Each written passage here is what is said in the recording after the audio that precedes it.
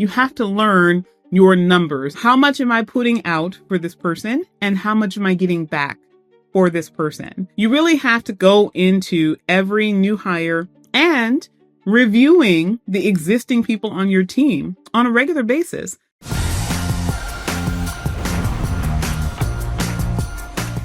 Hi, everyone. It's Allison Williams here, and welcome back to another episode of the Crushing Chaos with a Law Firm Mentor podcast, where today we're going to talk about some of the common advice that leads to failure in law firm businesses. The first one that I hear all the time, this is really for people that are launching a law firm. Now, sometimes we get into this when we are already in business, but for the folks that are just starting their business, what we hear a lot is that you should save 3 months of expenses before you launch, right? So you should have money in the bank before you launch.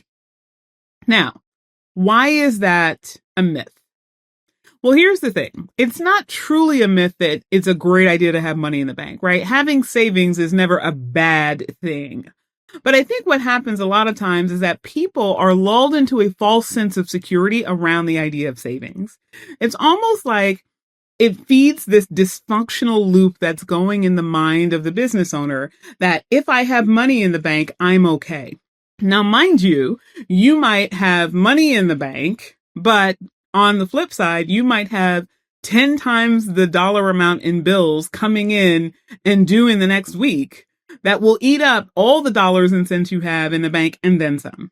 So this idea of having money in the bank is almost always going to lull you into a false sense of security. What I like to tell people is a better approach to this idea is that yes, savings are ideal.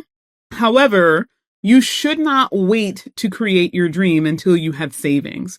What is much more important for you to learn before you go into law firm business is how to get clients and how to engineer a profit plan, right? Those are the two things that will keep you always having access to money, right? So getting clients, if you know how to get clients, then you're going to have a much better opportunity to get money when you need it. Something goes wrong, you have an outrageous bill you weren't aware of, something breaks that you have to fix, something happens that all of a sudden you are now in economic distress. How do you address that? You go out and sell something to someone, right? So of course, getting clients is not just the securing of them through marketing, which is what most people would think of. It also is learning how to sell. And marketing and selling to clients is the way that we consistently keep that flow of clients coming in through the business. But you also need to learn how to keep money in your business. And one of the ways that you do that, one of the most essential ways that you do that is by creating a profit plan around every role in your business. So when you hire people, you shouldn't just hire people and hope for the best, right? I hire them and I believe that if I charge X dollars for their labor and if I charge Y dollars to the marketplace to hire them to perform a legal service, I should be okay, right? That back of the napkin math is not the way that you build and consistently grow a sustainably profitable business. You have to learn your numbers. And that means learning that before you hire someone, you have to create a plan around how that person is going to make more money for the business than they consume, right? Professional services firms are high cost businesses. You get greater margins in far many more businesses than in law firms. But law firms generate a lot of money. So when you are thinking about generating a lot of money, oftentimes it becomes a very enticing mistake for you to fall into the habit of saying, oh, we're making plenty of money, we'll be okay. You really have to go into every new hire and reviewing the existing people on your team on a regular basis from the perspective of how much am I putting out for this person and how much am I getting back for this person? And there are a lot of different levers to pull to increase those numbers as they need to be increased, right? If you need to be able to compensate more, there are ways that you can pull efficiency levers so that you can generate more off of that person so that they can earn more, but then also so the business can earn more. But you should always be looking for the business to earn more as a part of your process of bringing people into your business. Okay. In fact, I have actually seen people who have more access to money be far less successful in business. You see this all the time with people who maybe they have a high income earning spouse and they are not the primary wage earner. Or perhaps they have an inheritance that they're sitting on. Or maybe they have already paid off their primary residence by the time they decide to launch a business. So now they're comfortable. And because they're comfortable, that hustle that would normally have them say, I got to get these clients. I got to learn how to sell. I got to overcome these objections. I got to get people, hiring me before I'm out of business. That urgency doesn't often stay, right? Because they know, if I don't sell a client today, my spouse is going to pay the mortgage, right? Or if I don't take care of this client's needs today and this client fires me, it's not that big of a deal. My business won't grow, but, we've got food on the table. The kids can go to private school, whatever the case may be. Those are oftentimes the people who are the hardest to coach because they are oftentimes lulled into a sense of it's okay if I'm successful and it's okay if I'm not successful. And they don't truly tap into the inner desire for why they wanted to be successful in the first place. They kind of layer themselves at the very, very highest peak of, is it absolutely essential? Am I going to be able to sustain myself? Okay. Myth number 2 is one I hear bantered about a lot, which is in the world of hiring. I hear a lot of people say, you should not hire anybody like you. You should go out and hire people who are the yin to your yang. If you are building a marriage, absolutely go out and get your opposite, right? But as successfully married people will also tell you, go out and get your complement. And oftentimes that complement will be very similar to you. Okay. So when people say don't hire anyone like you, I think that is, again, a broad generalization that we really need to rethink. So first thing, when you think about you as a lawyer and as a CEO, I want you to think about all of the attributes that you would identify in yourself that you would love to have in an employee. Okay. And just kind of jot them down, right? If you just do this little exercise. For those of you that are listening to this podcast, if you are out on your morning run or in the car, wait until you're stationary. But if you are sitting at home or have access to a pen and paper, this would be a great time for you to pull it out. And I want you to just think about all of the things that made you successful in business. Now, I am going to bring it to both lawyering and CEO because for many of you, not all of you, but many of you, you are functionally doing both of those roles. But think about it first from the perspective of lawyering, because that is probably who you're going to hire. You're probably not going to hire another CEO in your law firm, at least not yet, at least not at the size that most of you are that are listening to this podcast, right? You're not probably going to go out and hire a C-suite executive. If I think about myself as a lawyer, I think about having a great ability to read people. I think about having a tenacity to pursue difficult issues. I see a dedication to clients, right? I see a person who has a great skill at cross-examination, right? So if I write those things down on paper and then it's time for me to go to market, there are times where those would be the skills that I might prioritize. And there are other times where those are not the skills that I prioritize. Now, some things might universally be prioritized, right? Caring for clients, value system I have, values that's written into my law firm mission statement, definitely something that we're going to hire for. But being able to cross-examine is more important in some practice areas than other, right? If I'm hiring an estate planning attorney, I don't need them to be able to cross-examine. Perhaps at some point in time, they might get in probate court and they might have an adversarial hearing and they might have to cross-examine someone. But that is going to be the exception and not the rule. That is not their day-to-day lived experience as a lawyer in your law firm. And in particular, in this instance, my law firm, right? But if I'm hiring a child abuse attorney, that means somebody who could get a call at 9:00 in the morning and my salesperson could say, okay, what seems to be the issue? And the client says, or potential client says, I got court at 1:30 in the afternoon and the state wants to take my child away. I need a lawyer. I need a lawyer who's not afraid to go to court get a voluminous amount of information thrown at them and have to figure out on their feet in a moment how to ask questions and how to ask questions very aggressively to pursue an agenda. And that theme, that theory of the case, none of that you have time to build out, right? That's not usual litigation. That is urgent litigation. But that urgent litigation strategy, at least in my personal experience, has kept thousands of children out of foster care. So I think it is something that not only is worthy of looking for, but is essential to look for when we are hiring. But again, if I'm hiring an estate planning attorney, I don't need that skill, right? Nice to have so that if on the off chance there's a probate matter and we ultimately get into an adversarial hearing and we have to have that skill, you would have that skill and not have to develop that skill. Wonderful, but not necessarily essential. Certainly not something that we would prioritize over other skills if we're looking at candidates. So that's what I'm talking about when I say you have to really think about what are the attributes that you value in yourself and that you require for the role that you are looking for. If you don't do that work, by the way, pre-framing before you interview the person, a lot of us can get lulled into our own little habit of looking for ourselves. And we don't even know that we're doing it. Sometimes it's just a feeling. There's something about the person I just don't quite like. Or we get a sense that the person is good, but they're not, quote, as good as me.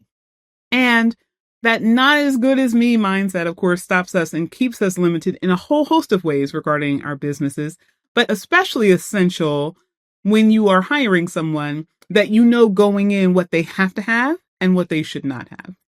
So similarly, you know what some of your strengths are. I would like to think you also know what some of your weaknesses are. What are those areas? What are those punch list items that you would say, yeah, if I could write that out of my ecosystem, I would?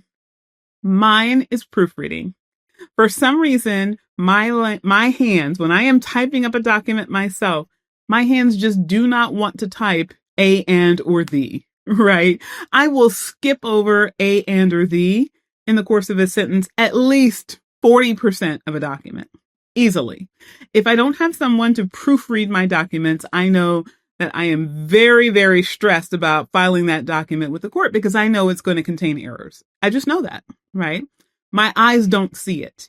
And that cognitive distortion is so well embedded now that everyone knows whenever they are doing work for me in the office that they have to either themselves or through someone else on the, on the team, procure a proofreader, right?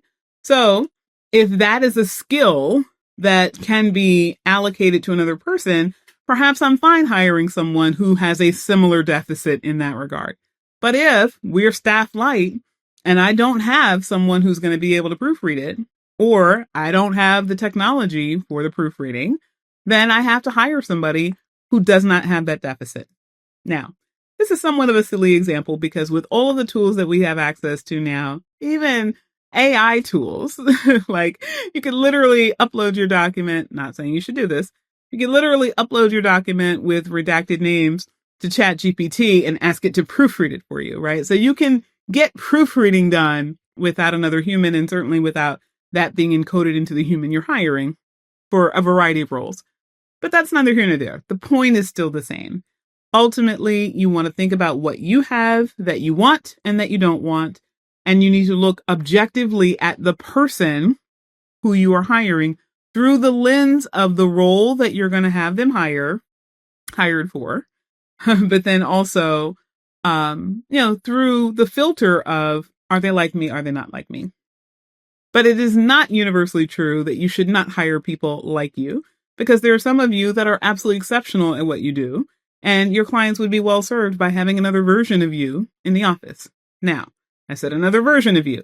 That does not mean, okay, hear me very carefully. That does not mean that you should be going out and looking for someone who is like you, okay? The fact that it is a myth that you do not ever hire someone like you does not mean that it is a truth that you should always hire someone like you. You are looking for someone who fits the role that you are looking to fill. And sometimes you have some of those attributes, sometimes not. But What you shouldn't do is have a universal rule that says they're like us or they're not like us. Okay. Whoever you are hiring has to run through the filter of, do they meet the criteria of your job ad? And when you are personally involved in the hiring process, doing that self-reflection, that audit, that pre-frame helps you to avoid hiring tendencies that distinctly allow you to choose someone or avoid choosing someone because of how you feel about yourself. Okay. That's what we're trying to avoid there. All right. Myth number 3. Now, this one you hear not only in the world of growing and developing law firms, you will also hear this one all over CNBC. You will hear this one at the Harvard Harvard Business Review. You will hear this bantered about on all of the social media platforms, on LinkedIn, on Facebook, and Instagram, right? All of the big spots, right? On X. You hear it everywhere. And this is that people don't quit bad jobs. People quit bad managers, right? As soon as you hear that, a lot of you are probably clapping. Like, there's like a thought reel that says, oh yeah, of course people quit bad managers. But here's the thing. The legal profession is full of people who change jobs more frequently than the average person in our American society. So it's important that we recognize that you are statistically more likely to have job turnover in a law firm than you are in most other employment situations other than very high stress situations, right? So there are some professions that are just by nature very dangerous, and they obviously can take a toll on a person's physical and mental health. You're talking about combat, right? Yeah, those are the types of positions that you certainly will have a lot of turnover, or at least turnover in the sense of people not sustaining in those roles. But in terms of law firms, lawyers on average, according to the ABA, lawyers on average change jobs every 4 years. Okay. So even if you are America's next top legal employer, right? You've got a fabulous culture. You give generously to your team. You highly compensate people. You give them a lot of freedom and autonomy. You engender a sense of shared purpose and guidance here in your business, right? You have followed all of the rules. You have read all of the management books, all of the tools. You've got unrelenting hospitality towards your clients. You are doing everything, quote unquote, right. You are still going to have people that choose to leave your law firm because they lose the interest in the profession. They lose the interest in your particular law firm. They get a certain itch, right? The 4-year itch as opposed to the 7-year itch.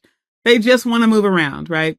And now I think one of the other things that we are facing, and this is something that I don't think is talked about enough, but it's a real thing, is that we have to keep in mind that as a society, we are now graduating fewer lawyers than we have historically by a significant margin.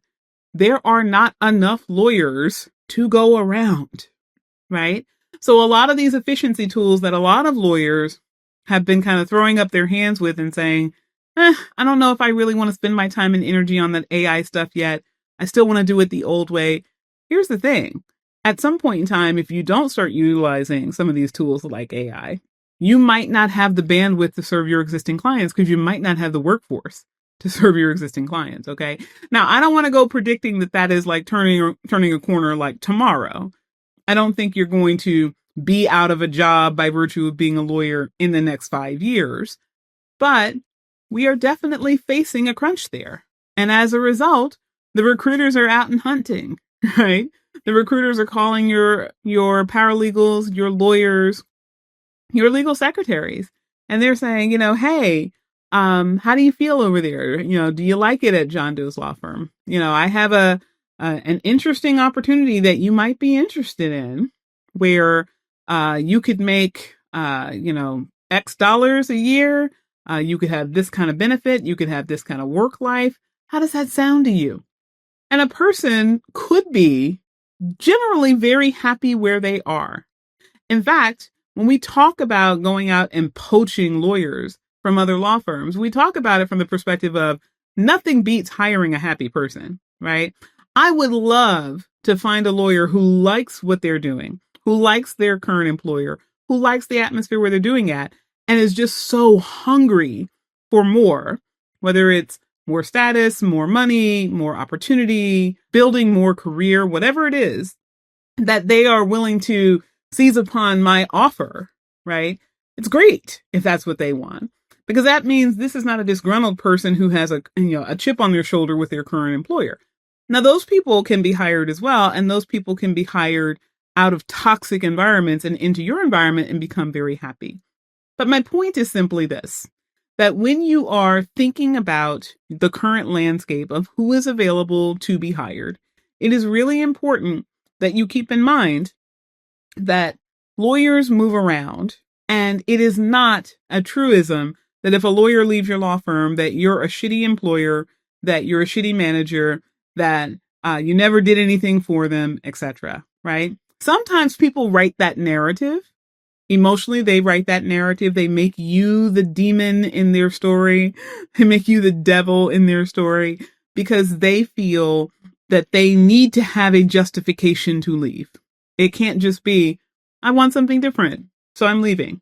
They need you to be wrong in order to validate the choice that they made to leave, right?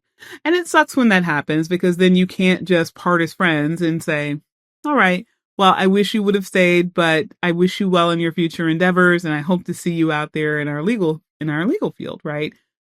Unfortunately, a lot of folks can't do that, and people leave employment with kind of a negative spin.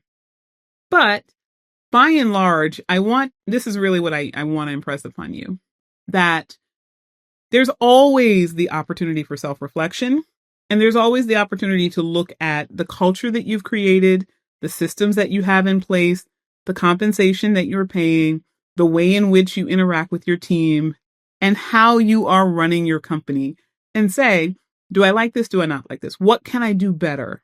How can I evolve? How could I have possibly saved this relationship if it was an employee that you are unhappy that they're leaving? But many times, many times, lawyers beat themselves up saying, this person left, there must be something wrong with me. When in actuality, you just weren't their cup of tea, right? What's that movie? He's just not that into you, right? It could just be that he's just not that into you. And that's not because there's something inherently wrong with you. It's that, there's a yin to every yang. There's an up to every down. There's a good to every bad and so forth, right? You two may not be on the same page, and that might be okay. Other times, it might be that there might be something that you could be doing better, so you can take it as a learning opportunity. But the universal truism that if an employee is leaving a job, it is because there is a bad manager is simply not true. Many times, they were well managed, they were well cared for, and they simply wanted something else.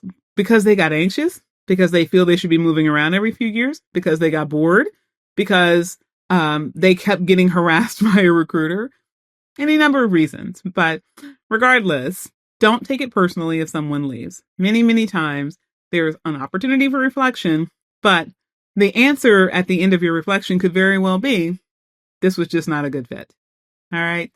All right, everyone. I'm Allison Williams, your law firm mentor, and you have been listening to another episode of the Crushing Chaos with Law Firm Mentor podcast. I'll see you on our next episode.